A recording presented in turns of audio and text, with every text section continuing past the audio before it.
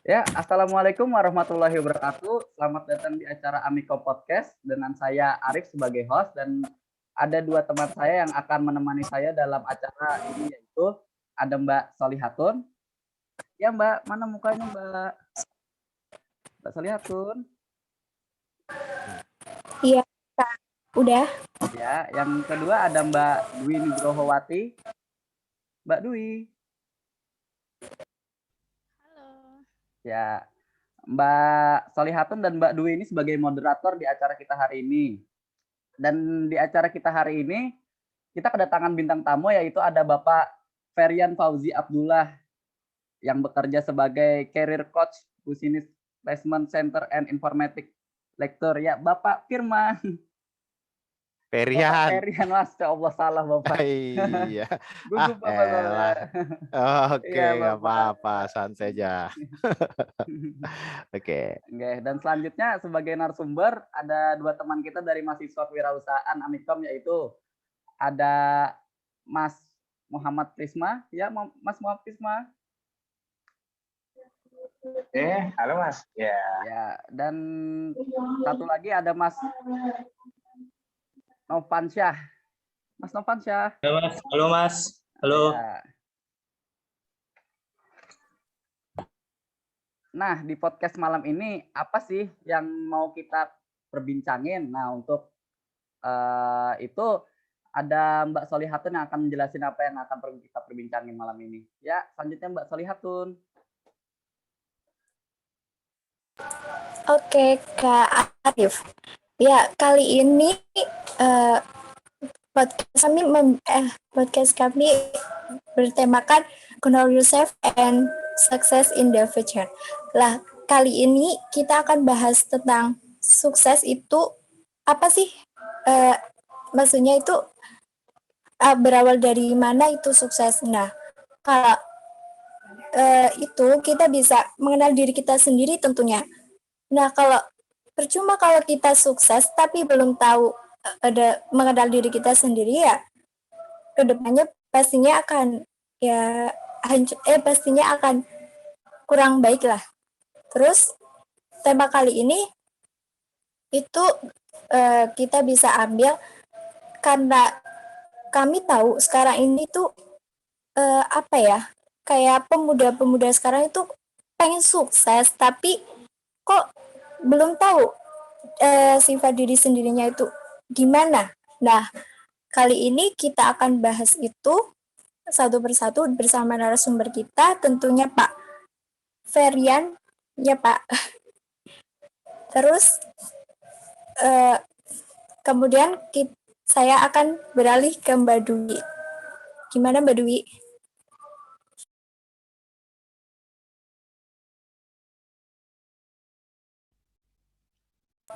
Halo Mbak Dwi. Oh ya, halo, dengar belum? Sudah Mbak, tapi rada kecil suaranya Mbak. Halo, udah?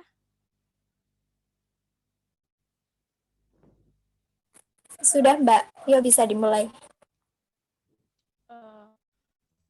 Saya mau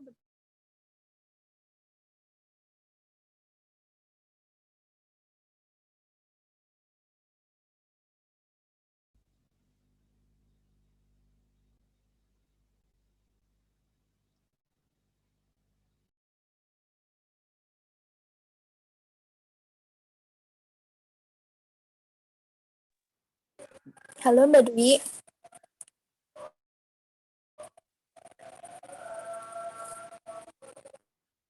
Kok Mbak Dwi?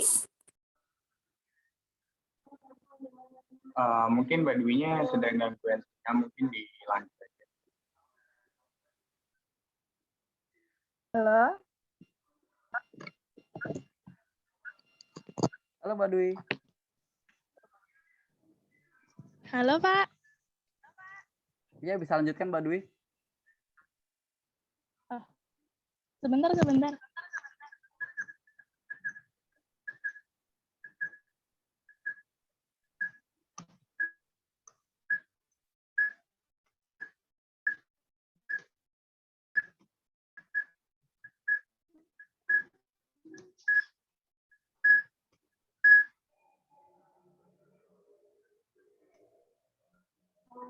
Mbak Dwi-nya keluar, dilanjut aja Mas. Ya, saya lanjutin ya. Kita kasih waktu untuk Bapak Ferian Fauzi dulu sebagai narasumber. Pak, Oke, boleh. sebentar Pak ya. Siap.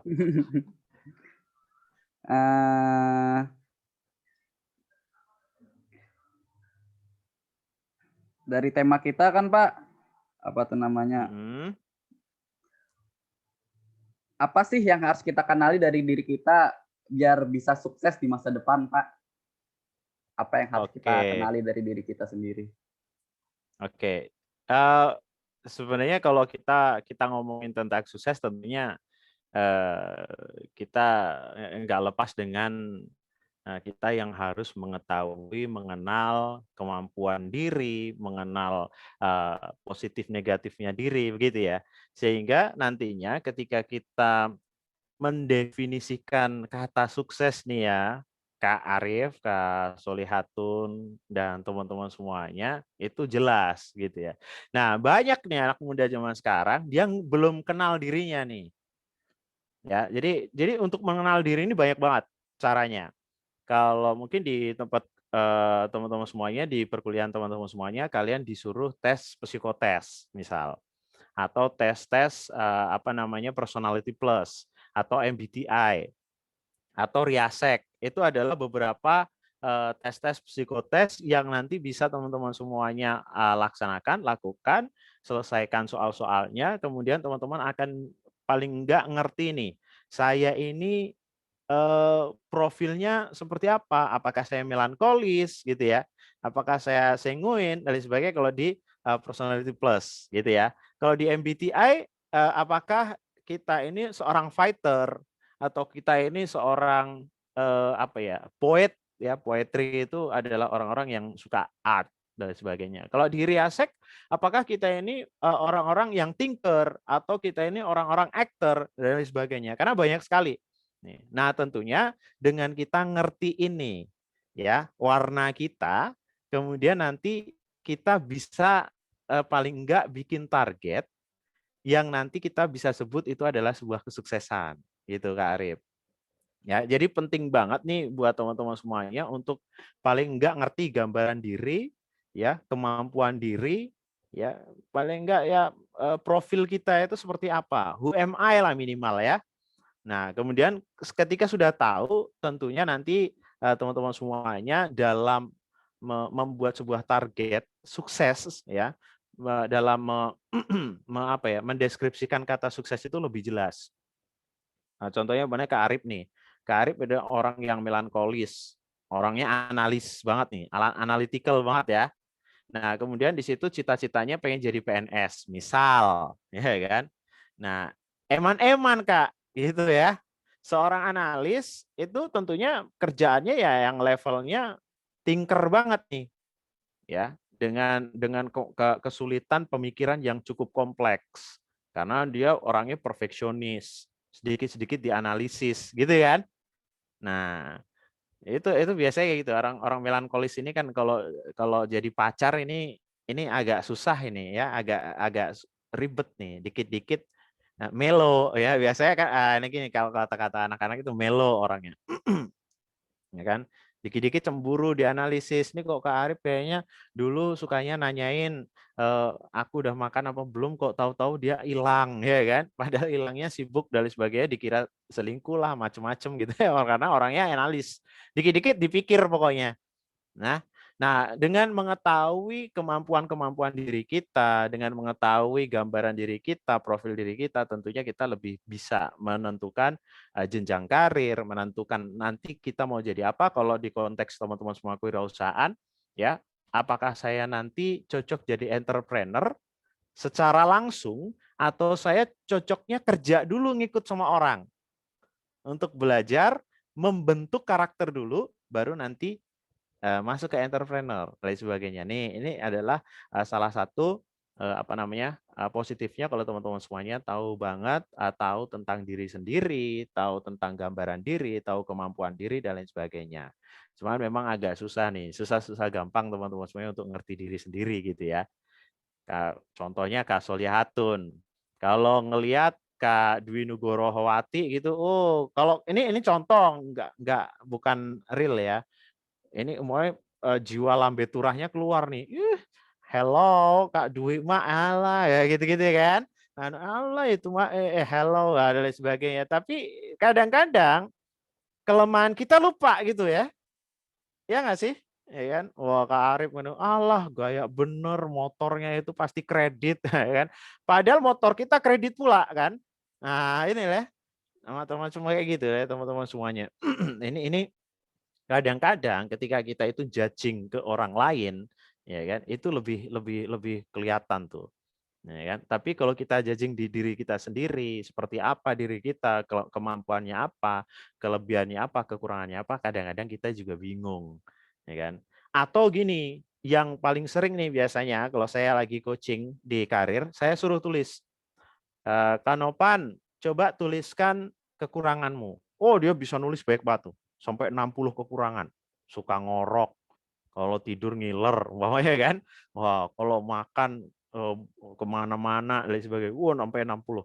Pas saya bilang, Kanopan coba kelebihanmu tulis. Apa ya Pak? Perasaan saya hidup ini nggak ada kelebihan-kelebihannya Pak. Ya kan? Oh, kelebihan utang saya ini Pak. Ya, gitu ya. Nah, dia nulis cuma 1, 2, 3 aja. Ini juga salah satu nggak ngerti potensi diri, nggak ngerti profil diri. Nah, sehingga ketika saya tanyain nanti, kamu nanti di masa depan pengen mau jadi apa? Kerjanya seperti apa? Kalau usaha, usahanya apa? Mau dibawa kemana? Itu pasti bingung jawabannya. Waduh, belum Pak. Saya let it flow aja dulu Pak. Jalanin aja dulu. Nah, gitu Kak Arif. Ya. Jadi ini pentingnya, ini korelasi antara bagaimana mengerti diri, potensi diri dan sebagainya dengan kesuksesan itu sendiri, Kak Arif. Gitu, Kak. Nah, Pak, kan ada banyak tokoh sukses di dunia, Pak. Siapa sih tokoh favorit Bapak? Mengapa mengidolakan dia dan seberapa besar pengaruh tokoh tersebut dalam diri Bapak? Oke, kalau idola tokoh besar sih saya nggak pernah mengidolakan tokoh-tokoh yang luar biasa sih. Ya, jadi memang saya bukan orang, saya anak pondok nih ya. Jadi kalau TV gitu-gitu ya, itu memang saya agak nggak begitu ngikutin. Ya, jadi yang saya contoh itu ya cuman guru saya, ustadz saya, bapak saya, dan ibu saya. Jadi 3 tokoh kehidupan saya cuman ini, nggak jauh-jauh ya. Jadi sering banget nih ditanyain, Pak Ferian untuk figur yang nanti bisa Pak Ferian datangkan untuk menasihati Pak Ferian itu siapa? Figur yang tokoh besar di dunia ini misal. Orang lain mungkin jawabnya Cristiano Ronaldo, Messi, atau kalau cewek-cewek mungkin Sehun. Siapa sih yang Korea-Korea saya nggak tahu ya kan. Nah gitu ya. Wah, nah, Kim Jong Un misalnya kan, dan lain sebagainya. Oh karena ganteng gitu ya, enggak ya, dan lain sebagainya lah itu ya. Tapi kalau saya sih enggak sampai ke sana. Ya, kalau saya lebih ke orang tua saya itu adalah 2 sosok yang luar biasa yang saya ambil positif-positifnya. Tentunya banyak negatifnya, ya. Tapi positifnya juga saya ambil sehingga kemudian membentuk saya yang sekarang. Ya, kenapa kok saya mengambil mereka? Saya pikir karena mereka adalah sosok yang secara langsung membentuk diri saya. Termasuk ustadz saya ada Mas Siswanto, ya, ada Mas Udin saat itu ya, beberapa orang yang benar-benar dari kecil, dari saya masih TPA itu ngajarin saya sampai akhirnya saya jadi mubalek ya, bersertifikat mubalek dari salah satu pondok di Kediri ya sampai sekarang, sampai bisa ngajar ya, sampai bisa punya yayasan hafid Quran juga ya. Itu juga dari guru-guru saya. Tapi kalau sosok tokoh ya kayak siapa ya, orang-orang besar dunia sih saya nggak begitu ngerti ya. Jadi memang agak susah kalau disebut siapa. Tapi yang jelas orang yang sangat saya kagumi, orang yang selalu saya contoh, orang yang menjadi guide saya itu adalah bapak saya, ibu saya dan juga ustadz saya. Gitu, Mas Arif. Ya. Dunia dan akhirat tuh. Jadi nasihat mereka dunia dan akhirat, termasuk saya jadi dosen. Tadi kan Mas Arif memperkenalkan saya sebagai informatics lecturer. Itu kan dosen informatika lah biasanya ya. Programmer itu juga salah satunya dari ibu saya. Ya kan? Ya. Jadi memang jadi guru aja gitu. Dan akhirnya jadi dosen. Jadi guru susah kan, PNS kan? Saya nggak pinter-pinter amat Mas Arif. Ya. Jadi kalau PNS ini saingannya senegara, susah kan? Nah, saya saingannya yang dikit-dikit aja jadi dosen gitu. Gajinya paling banyak. Mas Arif. Jadi tokoh idola Bapak ini orang tua ya Pak, karena orang tua itu segalanya. Betul. Bapak saya nomor 1, ibu saya nomor 2. Kalau tokoh idola. Tapi kalau yang saya hormati tetap ibu saya nomor 1 kan. Ya, kalau idola gitu. Ini saya lempar ke Mas Prisma ya. Nah, silakan. Ya, Mas Prisma. Iya, Mas. Halo. Nah, halo, gimana? Terima Mas ya.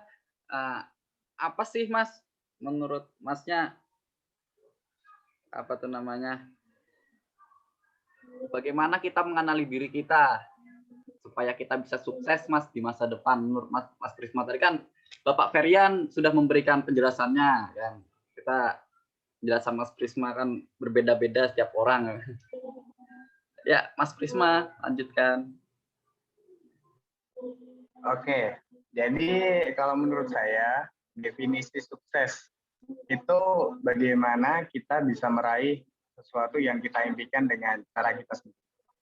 Dan tentunya cara yang kita lalui itu kan banyak banget nih rintangan yang terjadi kan.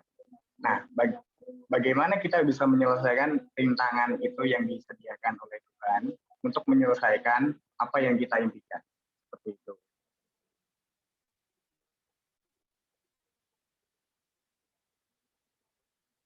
Nah, tokoh yang tokoh idola Masnya siapa sih? Sampai apa namanya? Yang membuat pengaruh besar di hidup Masnya tuh. Tokoh idola Mas. Oke.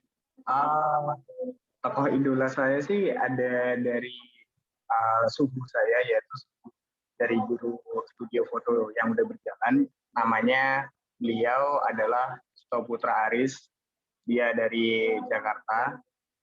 Saya sangat idolain dia karena dia dulu kan sebelum dikenal sama anak-anak mobil itu juga dia mulainya dari kecil banget tuh, dari HP dulu, terus dia pantang menyerah buat gimana sih caranya belajar buat editing itu sebagus mungkin gitu. Walaupun dia nggak disupport sama orang tua dari segi dananya, terus sampai akhirnya pada suatu waktu dia mendapatkan job dari perusahaan yaitu Prestige Image Motorcar, itu showroom jual beli mobil supercar. Nah, jadi dari situ dia mendapatkan job dan akhirnya pasarnya pecah banget tuh. Nah, dia mendapatkan imbalan yang sangat besar. Akhirnya dia bisa nyicil lah dikit-dikit buat upgrade dari bodi kamera, lalu lensa, dan juga hardware untuk editing. Kayak gitu, Mas.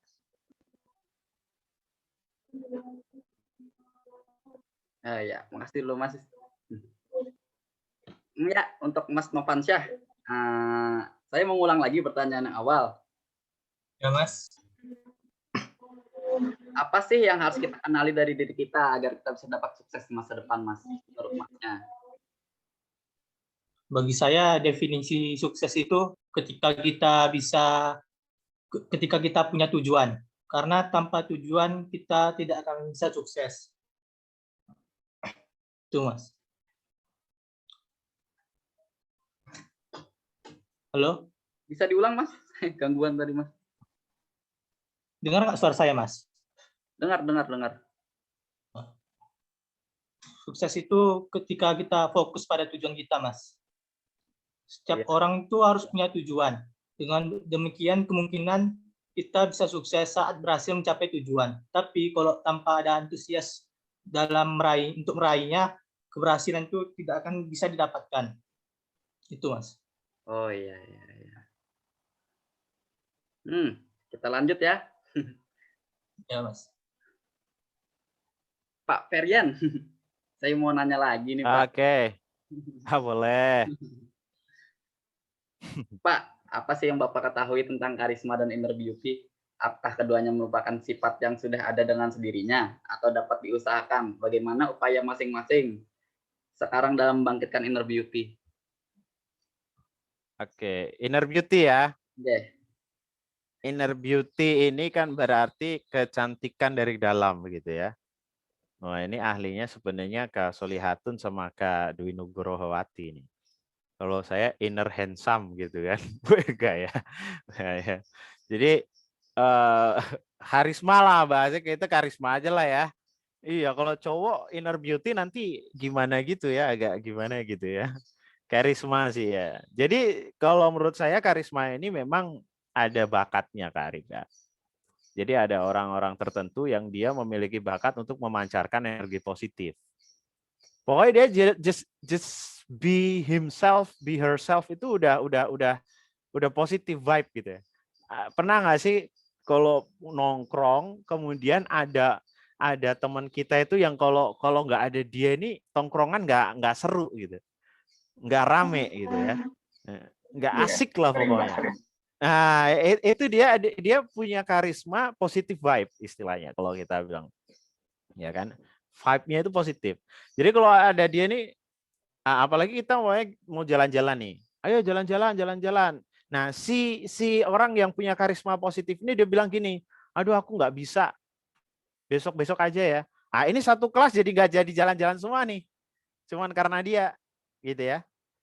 Nah, kalau orang yang nggak punya karisma, orang yang nggak punya positive vibe, ini biasa nih dia mau datang, dia mau nggak datang, dia mau jungkir balik juga bodo amat, kita nggak begitu ngelihat gitu kan. Even dia cantik loh ya, meskipun dia cantik, meskipun dia ganteng misal, tetapi dia nggak punya karisma itu, akan beda ya. Karena cantik itu kan, cantik ganteng itu kan dia it will age ya, jadi itu akan apa ya, akan menua ya. Kak Arif di sini ganteng gitu ya. Ya karena masih umur belasan apa puluhan nih? Udah 20-an apa masih belasan Kak Arif? 20-an, Pak. Oh, 20-an ya. Udah nikah ya. Udah punya anak juga. Oh, pantesan. Bohongnya, Oke. Oh iya, bohong ya. Udah punya anak tapi nggak diakuin ya? Belum, Enggak Pak. ya? Masya Allah. Oh, belum. Nah, so kirain kan apa namanya, tebar benih atau macam apa kan Kak Arif kan? Enggak ya? Enggak, sorry ya bercanda. Oh, masih menikmati hidup. Emang itu enggak nikmat juga. Enggak ya? Gitu. Masya Allah Pak. Ya mumpung enggak puasa ya. Oke, kita lanjut ya. Sampai mana tadi? Benih. Enggak ya? Jadi gitu loh Mas. Karisma tuh memang ada beberapa orang yang dia punya itu udah dari lahir. Ya, jadi kayak be yourself aja dia udah bisa membuat orang itu termotivasi, membuat orang itu terinspirasi, membuat orang itu senang, semangat dan lain sebagainya. Kalau dosen Amikom ada namanya Pak Erik Hadisaputra, kalau kakak kenal. Pak Erik itu baru masuk ruangan terus assalamualaikum gitu ya. Kemudian salaman, selamat pagi Cik, selamat pagi Kak Arif, selamat pagi gitu. Bahasanya karena orang Medan. Itu ruangan ini positif vibe-nya penuh banget tuh, mau luber-luber itu. Padahal dia cuma salaman tuh. Masuk, senyum, assalamualaikum keras, assalamualaikum, Kak Prisma, assalamualaikum, wah, Kak Novan, assalamualaikum, satu-satu dia assalamualaikum sama dia. Nah, Pak Erik Hadisaputra ini kebetulan Pak Erik ini bosnya Bu Rumi nih dosen kalian kan, nah, di kehumasan, nah, beliau tahu banget nih. Itu karena beliau punya karisma. Ya kan? Nah ini positive vibe nih. Ada Prof Yanto, rektor kita, dengan positive vibe yang halus tapi menenggelamkan gitu ya. Nah, anteng, santai dan lain sebagainya. Ya gitu-gitu teman-teman semuanya. Ini adalah karisma inner beauty. Meskipun branding itu tetap bisa kita bangun. Gitu ya. Kak Arif, misal dia mau membangun branding, aku pengen misterius. Wes, ya. Aku tuh pengen kayak jadi cowok misterius. Maka senyum itu akan dilontarkan hanya dengan setengah-setengah. Wes, ya. Ini Kak Dwi Nugrowati langsung klepek-klepek. Aduh, aku disenyumi Kak Arif ya. Ya 10 tahun nggak pernah senyum, senyum dikit sama gue ya. Nah, gitu kan. Nah, ini karena dia dibangun seperti itu. Ya. Kanopan misal dia mau membangun sebagai seorang yang komedian gitu ya, lucu dan lain sebagainya. Ya, maka banyak senyum, sering melontarkan kata-kata lucu, ngocol, ya kan? Tapi tentunya lucu yang smart. Nah, maka Kanopan secara nggak langsung dia karismanya, inner beauty-nya, ya kan? Lama-lama orang gila Kanopan nih. Ini cowok gue banget. Dia lucu, ganteng, tetapi orangnya nggak cewekan, nggak buaya. Wah, misalnya gitu ya. Wah, ya. Dia nggak wah, nggak tebar pesona. Wah, gitu kan. Biasanya kan gitu ya cewek-cewek itu kan. Milih yang lucu, ya, ganteng, anak pertama, anak satu-satunya, anak orang kaya. Nah, oh ya. Nah, orang tuanya udah mau mati semua, gitu kan. Ya pilihannya kayak gitu. Belum, Mbak. Iya kan. Nah, ini teman-teman semuanya kan. Nah, jadi inner beauty memang bisa kita bentuk, tetapi memang membentuknya enggak kayak brand awareness ya, enggak kayak personal branding ya. Kalau personal branding itu luaran. Kayak saya pakai jas, ya kan? Maka personal brandingnya meskipun kita ngobrolnya malam, bukan jam kerja, tapi paling enggak rapih, misal gitu. Itu adalah personal branding. Ya, jas itu bisa jadi sebuah personal branding. Jadi saya setiap keluar rumah saya pakai jas, maka itu jadi personal branding. Tapi dia nggak akan bisa mengubah aura atau karisma atau inner beauty teman-teman semuanya. Nah, sikap itu yang bisa ngerubah. Sikap teman-teman semuanya. Kak Dwi Nugrowati misalnya banyak senyum, sekalinya ngomong, omongan-omongannya, kalimat-kalimatnya itu kalimat-kalimat smart gitu ya. Nah, omongannya smart di kelas gitu. Duduk paling depan, kemudian dengerin dosennya. Dosennya nanya, dia langsung angkat tangan, dia langsung jawab. Salah benar dia jawab, coba jawab. Maka di situ akan muncul inner beauty yang ini cewek smart ini. Iya kan? Nah, ini cewek gil, mantep juga nih kalau jadi ibu dari anak-anakku. Wah, misal gitu kan. Ya, karena kan ibu dari anak-anak kakak-kakak semua ini dia adalah guru pertama anak-anak kalian. Maka tentunya cari yang smart misalnya. Nah, smart ini bukan personal branding tapi dia karisma. Salah satu karisma. Ya. Kemudian humoris itu juga ya. Humoris, smart itu adalah karisma. Ya kan? Meskipun bisa didukung dengan personal branding. Ya. Jadi bedakan ya Kak ya, Arif ya. Jadi banyak sekali nih orang yang salah sangka. Kalau untuk karir, personal branding penting.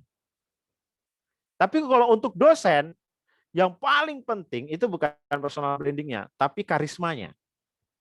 Kenapa? Karena saya lebih sering di depan kalian. Dosen yang nggak punya karisma, teman-teman semuanya yang duduk ini pada main game, main Mobile Legend, main PUBG, gitu kan. Tapi kalau dosen yang punya karisma, semakin besar karismanya, dia akan auranya sampai ke belakang. Jadi anak-anak yang dengerin di belakang sekalipun dia akan fokus ke depan. Karena ada karismanya. Gitu kan? Auranya, inner beauty-nya. Karisma orang tua, ya kan? Bukan orang tua maksudnya rambutnya putih, ya kan? Tapi ya, yang dikeluarkan itu pituah semua nih. Nasihat semua, bagus semua. Kalau saya sampai nggak ngedengerin berapa detik aja udah kelewatan.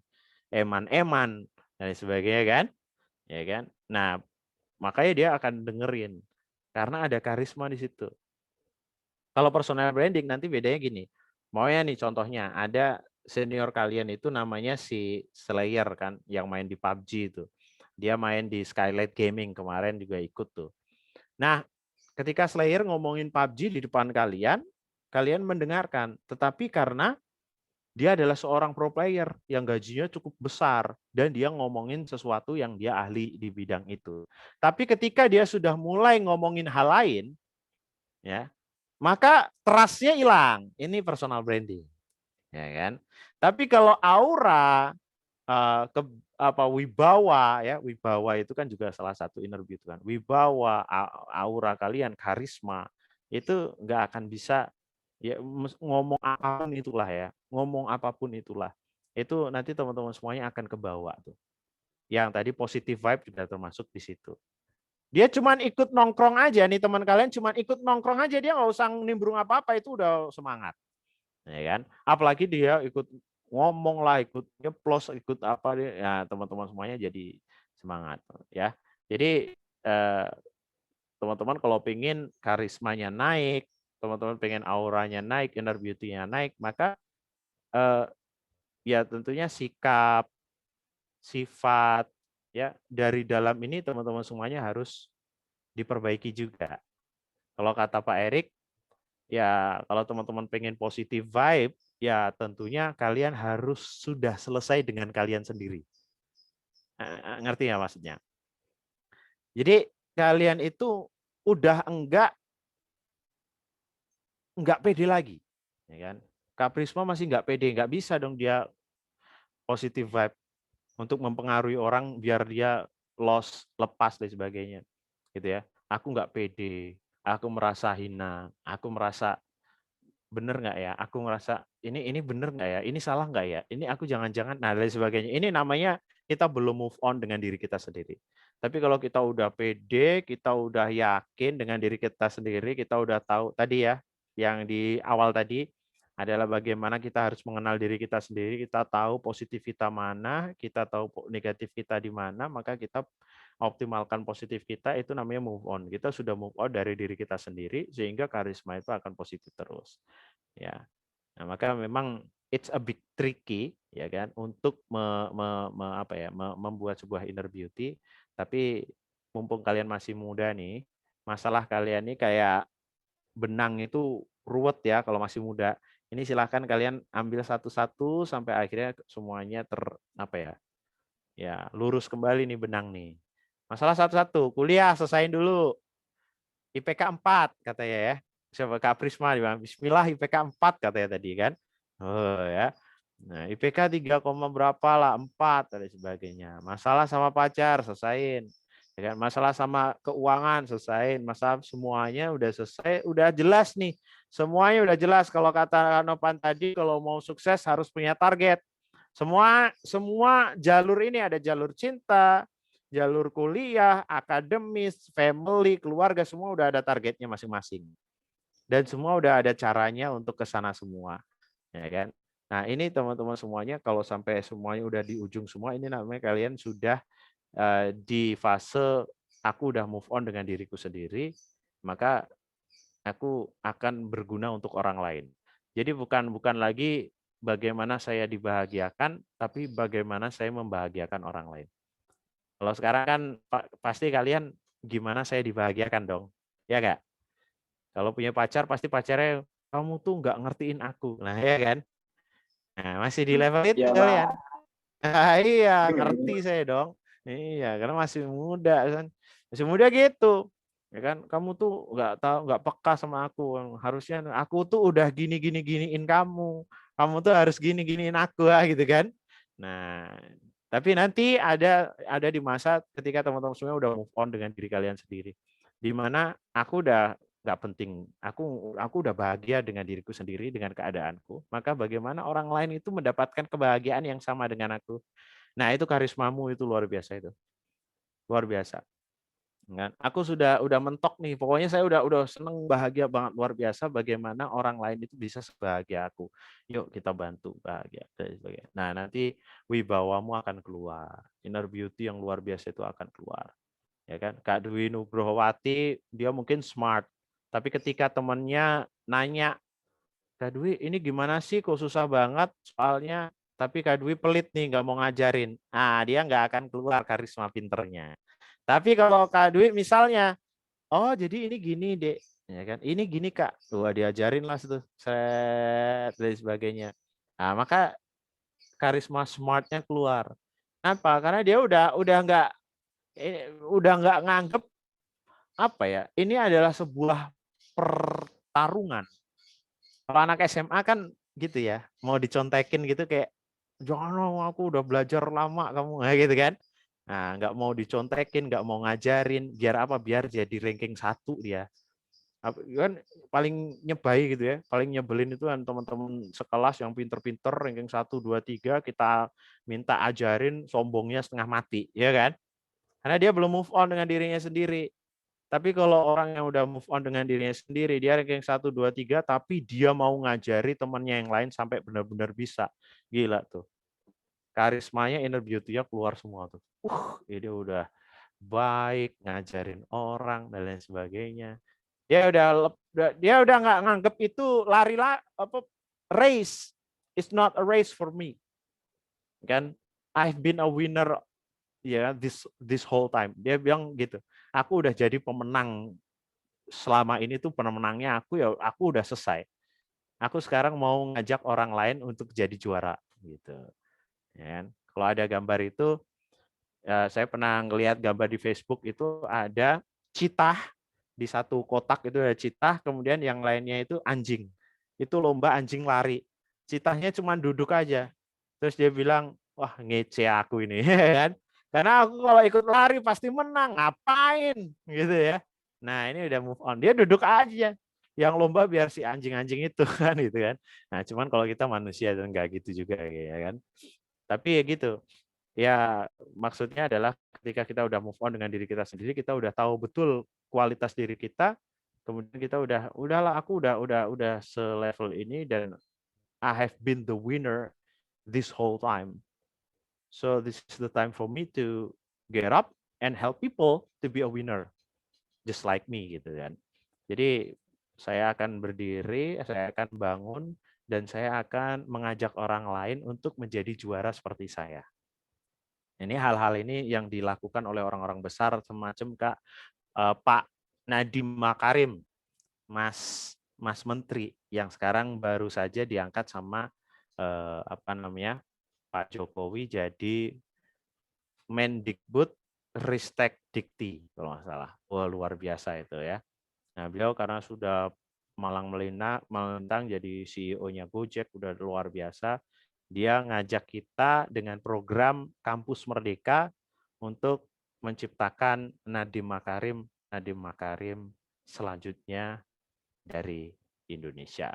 Dan saya harapkan nih teman-teman semuanya yang ada di sini nih nanti jadi the next Nadiem Makarim juga, punya perusahaan luar biasa. Gitu, Kak Arif. Gitu ya, itu tentang karisma, wibawa, inner beauty, dan bagaimana untuk memaksimalkan, mengoptimalkannya. Itu Kak Arif. Ya, makasih dulu Pak. Saya lempar ke Mas Prisma. Mas Prisma. Iya, halo Mas. Dari 4 model personality plus, manakah yang paling cocok untuk menjadi seorang entrepreneur, Mas? Untuk jadi seorang pengusaha, menurut Masnya? Iya, kalau dari saya sih tidak mudah menyerah. Itu adalah jalan dan tujuan dari saya sih. Jadinya contohnya gini, saya waktu mau merakit komputer itu kan juga terhalang oleh dana. Saya ngepres, gimana caranya saya buat merakit, padahal saya juga orang desa dan saya ketinggalan teknologi. Nah, caranya biar dari topik yang tidak mudah menyerah, gimana caranya saya bisa merakit itu komputer sampai jadi, tapi tanpa harus datang ke bengkel komputer. Jadi ya saya belajar dari YouTube, dari Facebook, WhatsApp, Telegram. Saya cari semua ilmu yang saya perlu buat merakit nih. Akhirnya pada suatu saat jadi dan alhamdulillah bisa hidup tanpa bantuan ke bengkel komputer. Karena kalau ngerakit di bengkel itu juga harganya lumayan mahal, 300. Saya kan juga nggak punya uang lebih buat buang-buang uang gitu. Maksudnya kalau saya bisa sendiri, walaupun saya nggak bisa ya, gimana caranya saya bisa menyelesaikan itu, begitu. Iya, saya lempar lagi Mas Nofasnya. Saya ulangi pertanyaan sama Mas. Dari 4 model personality plus, manakah yang cocok untuk menjadi seorang pengusaha, Mas?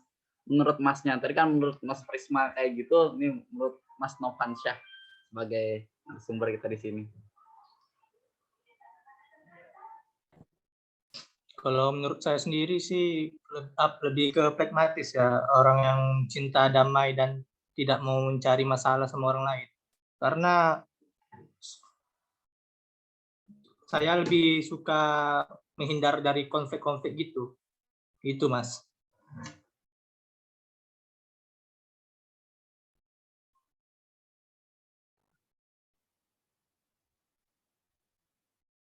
Halo?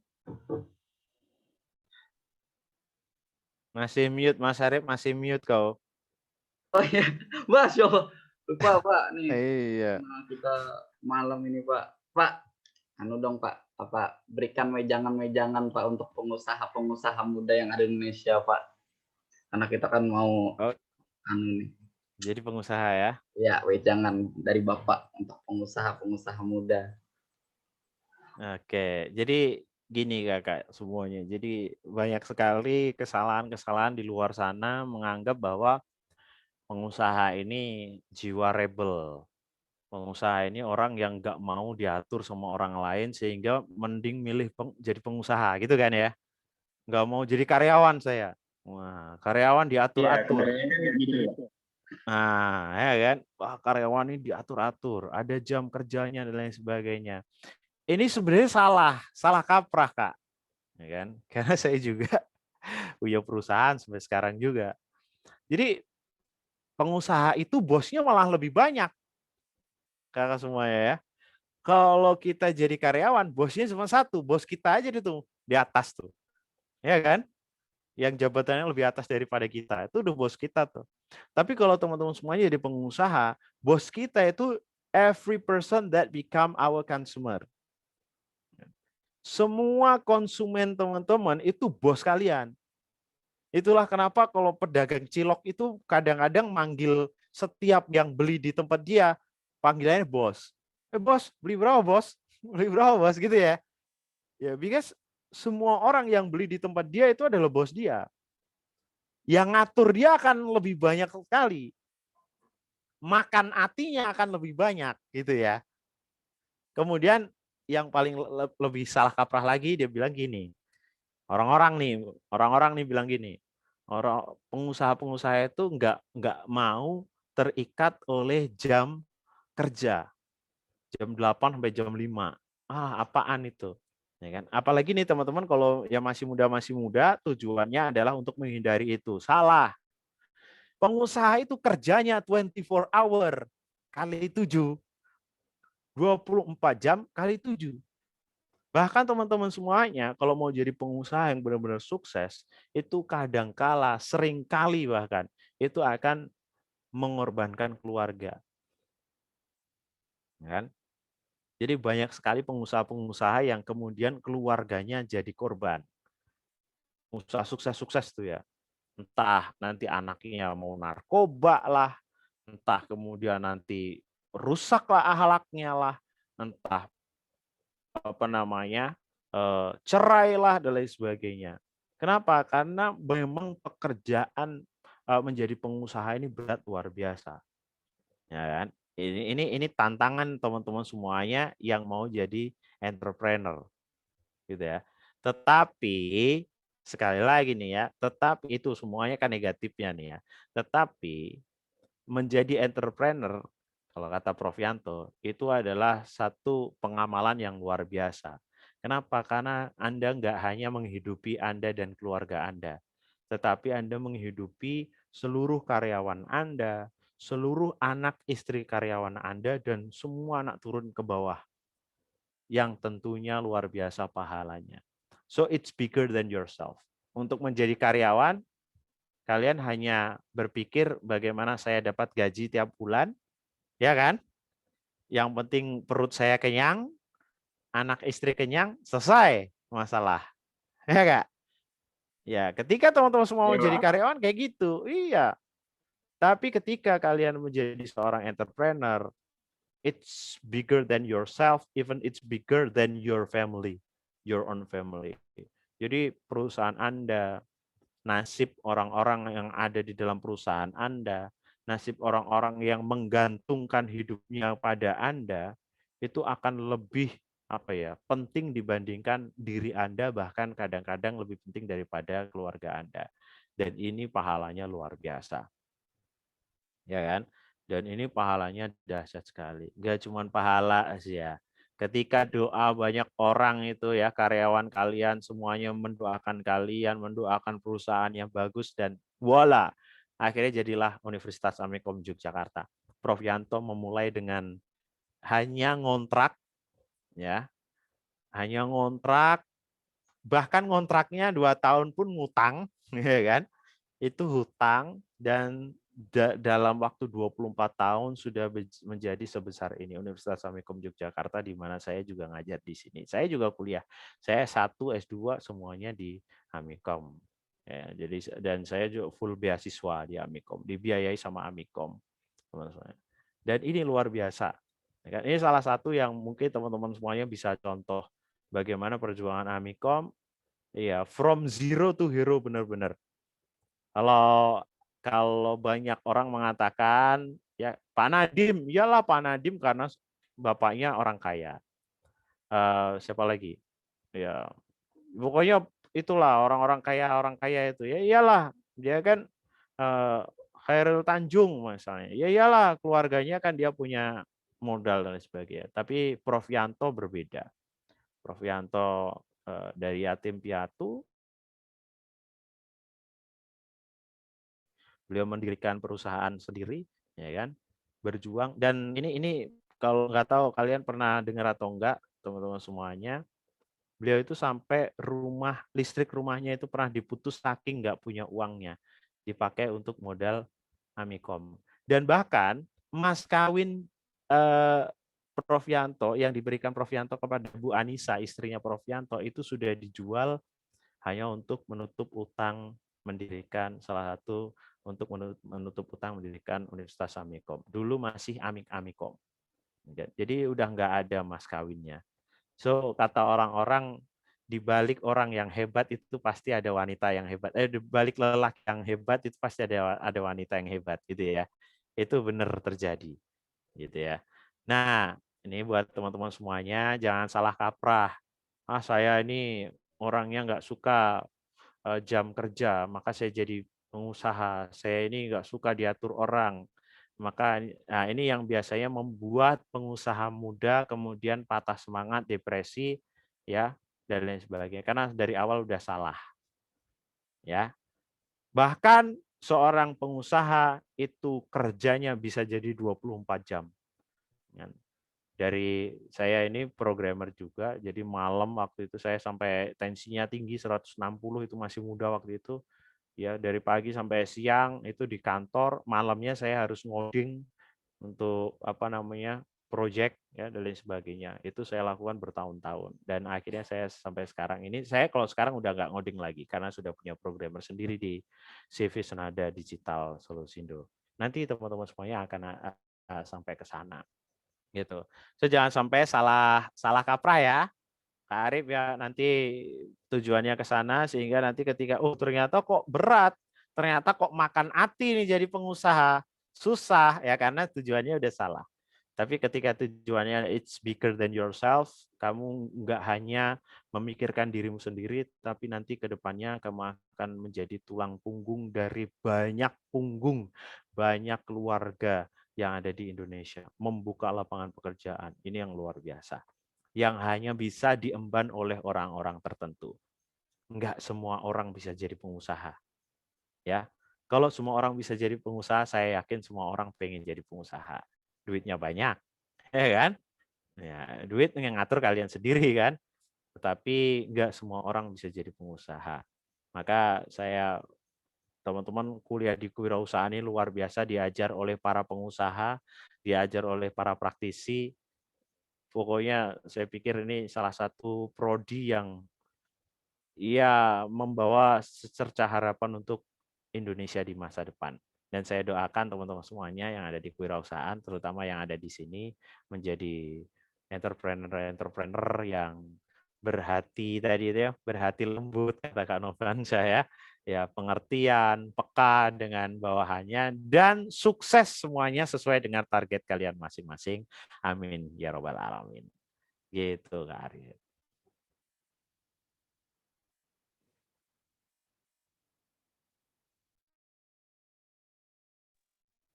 Gitu Kak. Belum di unmute dia, ya kan? Oh iya. Ya, boleh Mbak Solihatun ada yang bisa ditambahin. Ada yang ingin tambahkan, Mbak?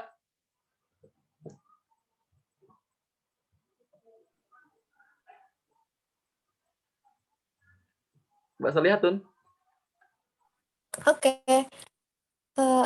Dari kesimpulan yang Bapak Ferian udah kasih ilmu kepada kita itu, yang pertama itu mengenal diri itu bisa kita gali dari minat bakat yang sudah Bapak Ferian katakan tadi tuh bisa pakai tes psikologi ya Pak. Terus karisma itu karisma itu dari lahir, dan misal kita senyum kepada orang, nah terus orang itu bakal kayak punya persepsi itu orang itu punya karisma yang bagus. Nah, itu bisa jadi contohnya.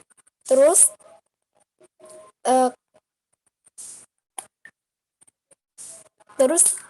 inner beauty itu kita bisa bentuk dari apa yang kita belum pernah kita capai, terus kita bisa mengubahnya itu bisa menggunakan sikap, bukan dari pintar atau tidaknya itu, tapi kita bisa ubah dari sikap kita, attitude kita, dari yang tadinya misal nggak menghargai orang lain, itu aja udah ini berarti itu kurang bagus gitu.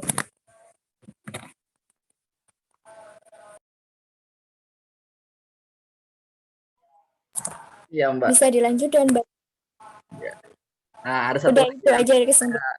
saya paling ingat nih dari Bapak Farian tadi. Di balik pengusaha yang sukses ada wanita yang strong di belakangnya, Pak ya. Gitu, Bapak. Itu Betul. sekali. Betul. Iya.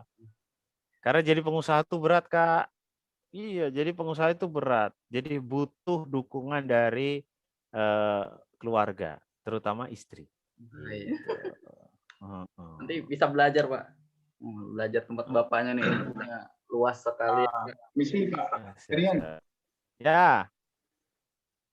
Gini, saya mau sedikit diskusi nih tentang tadi yang kenapa nggak mau jadi karyawan, lebih pilih keluar karena jam kerjanya itu 8 jam kan. Saya pernah di posisi itu. Saya pernah keluar dari Toyota, saya pernah kerja di Toyota. Saya kan lulusan 18. Saya angkatan 19 di perusahaan. Nah, waktu itu saya sempat kerja di Toyota, ya saya ngerasain lah bagian operator, gimana capeknya gitu.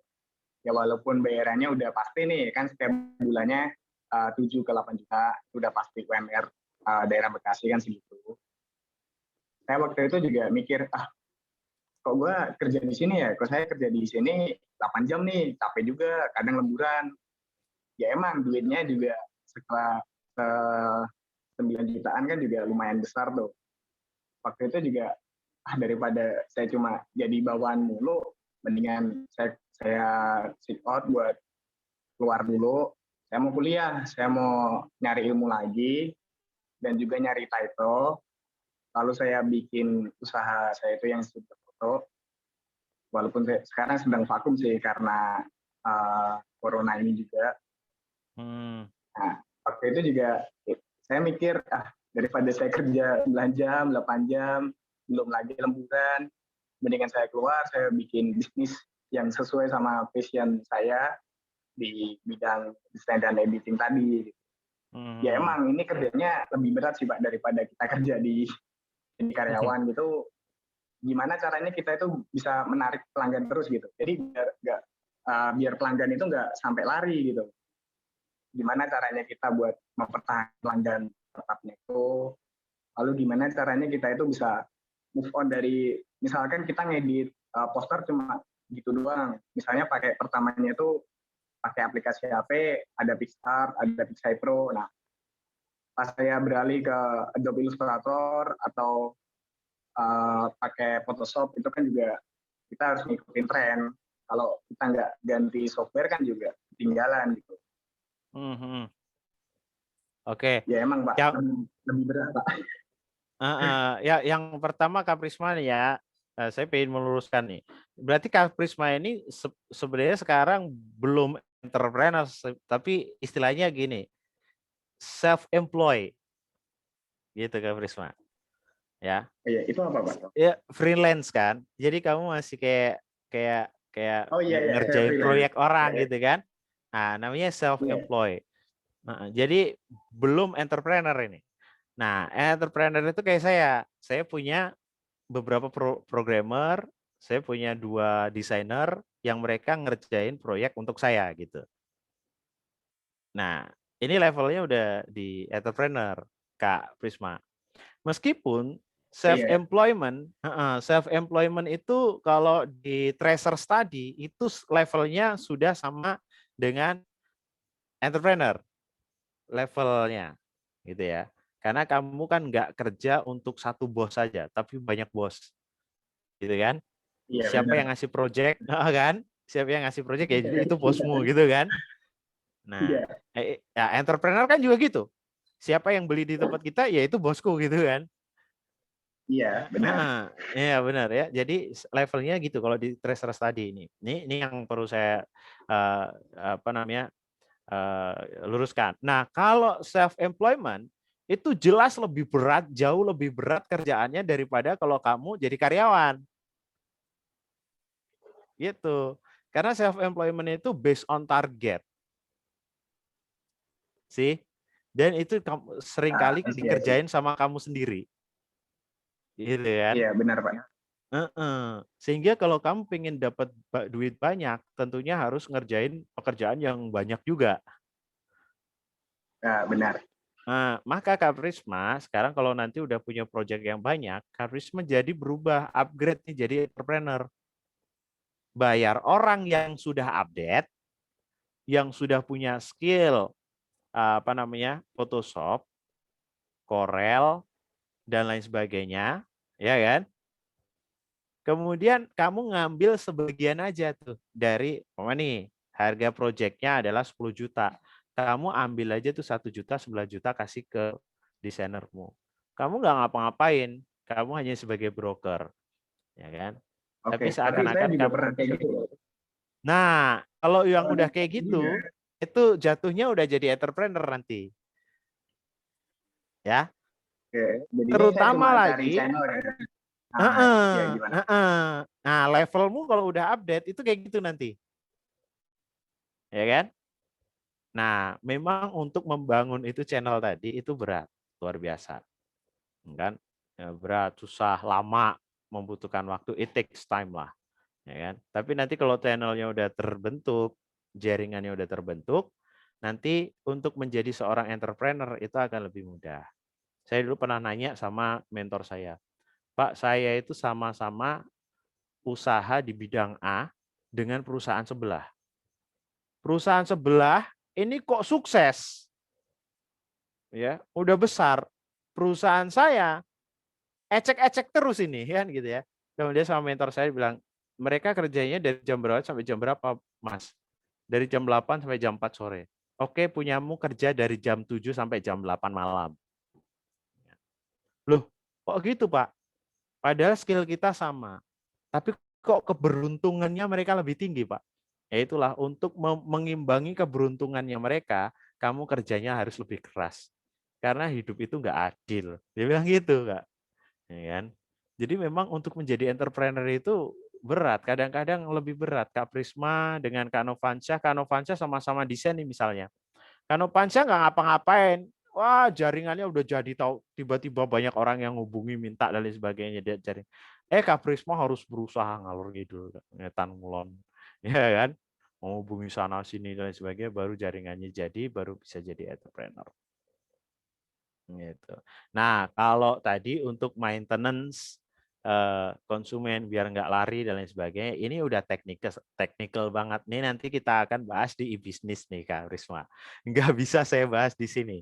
Iya, karena itu nanti banyak ada digital marketing, ada brand awareness, ada apa namanya communication skill, oh macam-macam itu banyak banget. Ada pricing ya, wah itu banyak, itu panjang. Jadi misal nih pricingnya kamu mau main di mana? Mau main di best value, mau main di best price, mau main di eksklusif. Nah, ini juga tentunya Apple itu main di bagian mana? Eksklusif atau best value, Kak? Kak Prisma, Apple. Best price sih. Apple itu mainnya di eksklusif. Oh iya. Ya. Dia udah lebih tinggi daripada Android. Iya. Apple itu dengan spesifikasi sama dengan Xiaomi saya ini, harganya 5 kali lipat, Kak. Kenapa? Iya, karena ini aja nih, buletan Apple ini. Umpamanya Kak Dwi Nugrowati ini bawa Apple, ini ngetiknya gini, Kak. Dilihat-liatin tuh Apple-nya tuh. Ya kan? Kenapa? Ada prestisnya ini. Kan? Nggak mungkin orang beli Apple kok belinya ininya apa nih? Kondomnya HP ini dia nutupin Apple-nya. Ya, 20 juta nggak ada harganya. Ya. Ini ketutupan. Iya, apel kerowaknya ketutupan, kondomnya ini apa nih? Kok kondom apa sih namanya? Kondomnya kan? Softcase-nya kan? Beli softcase ketutupan nih Apple. 20 juta nggak ada hati. Maka dia softcase-nya pun beli yang bolong, kelihatan Apple-nya. Itu karena dia eksklusif. Nah, orang-orang yang main di level eksklusif ini kalau ada Apple baru keluar, dia bingung mau beli lagi. Padahal yang lama masih bagus.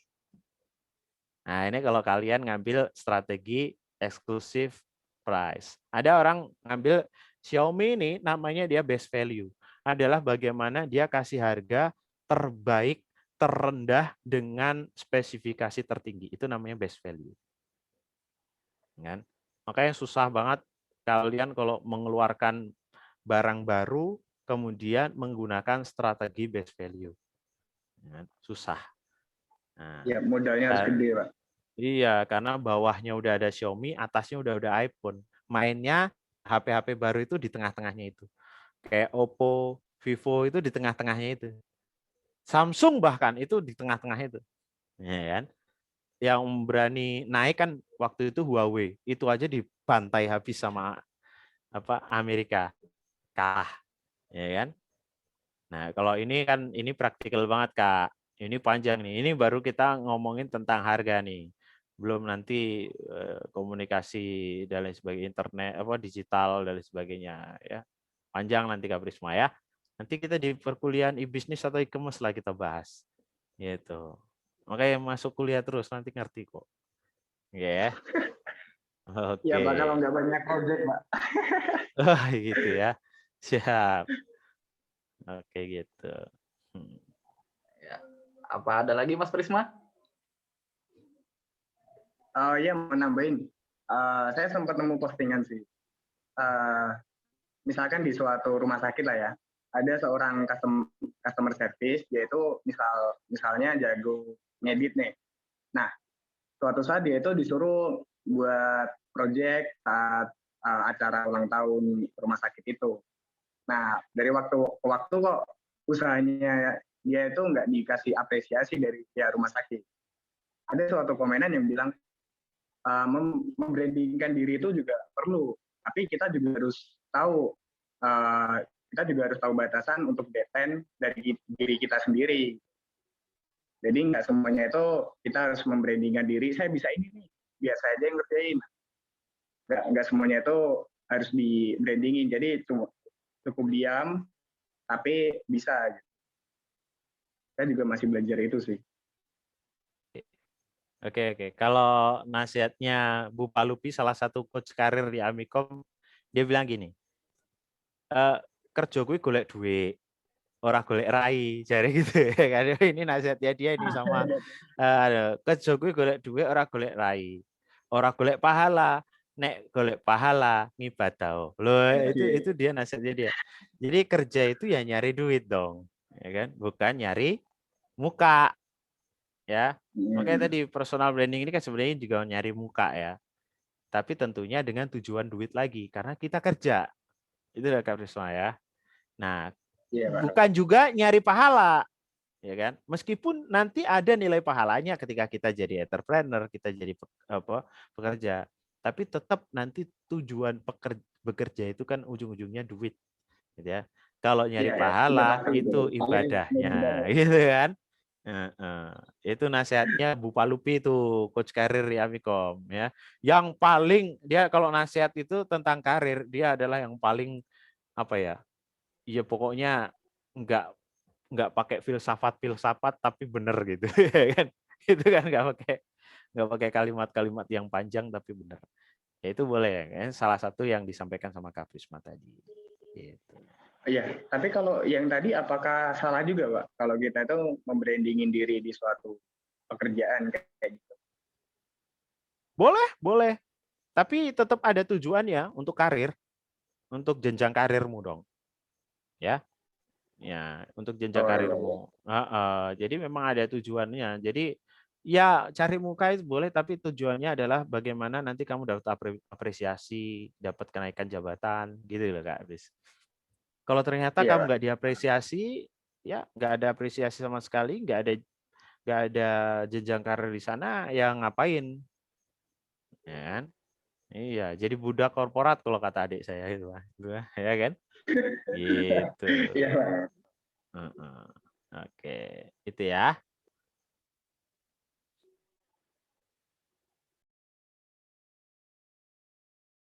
Itu Kak Arif, mana Kak Arif nih? Apa-apa. Siap. Udah ini Kak kayaknya ya. Udah malam juga kan? Iya. Malah dia lagi sunah Rasul tuh, Pak. Oh gitu ya. Ya. Sahur maksudnya. Sahur itu kan sunnah Rasul ya kan. Ya, banyak sekali pelajaran dapat kita ambil dan dapat kita ambil manfaatnya pada perbincangan malam ini. Bagi wirausaha dan apalagi wirausaha muda. Dan saya ucapkan terima kasih kepada seluruh narasumber yang ada di dalam podcast malam hari ini. Ada Mas Novansyah, Mas Prisma, dan bintang tamu utama kita ada Bapak Ferian Fauzi. Kita beri tepuk tangan dulu bagi semua tamu-tamu kita. Oke, sampai di sini kebersamaan kita malam hari ini. Sampai bertemu kembali dalam acara Amikom Podcast berikutnya. Sampai jumpa. Wassalamualaikum warahmatullahi wabarakatuh.